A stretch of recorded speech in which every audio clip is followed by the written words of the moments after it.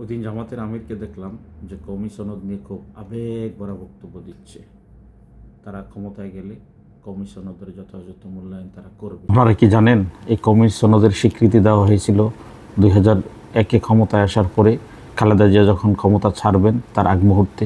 একটা বিষয় হয়তো আপনারা জানেন না, যে কওমি সনদের স্বীকৃতি 2001 সালে ক্ষমতায় আসার পরপর দেওয়ার কথা ছিল, সেটা কেন 2006 সালে দেওয়া লাগছে। এই কওমি সনদের স্বীকৃতি দেওয়ার ক্ষেত্রে সবচেয়ে বড় বাধা ছিল জামাত। জামাত যেহেতু জোটের অংশ ছিল, তাই তারা এক অদৃশ্য বাধা তৈরি করে রেখেছিল কওমি সনদের স্বীকৃতি দেওয়ার ক্ষেত্রে।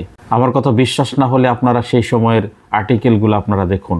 যেদিন সাবেক প্রধানমন্ত্রী বেগম খালেদা জিয়া সংসদে দাঁড়িয়ে কওমি সনদের স্বীকৃতি দিয়েছেন, তারপরের এক সপ্তাহগুলোতে আর্টিকেলগুলো দেখুন।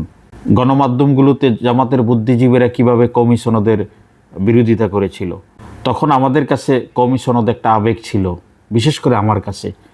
এই কওমি সনদের বিষয়ে যথেষ্ট খবরাখবর রাখতাম। ডক্টর শফিকুর রহমান বলেছেন কওমি অঙ্গন তার কলিজা, অথচ জামাতিরা এই কলিজাকে সুযোগ পেলেই তির্যক মন্তব্য করে, তুচ্ছতাচ্ছিল্য করে, সমালোচনা করে।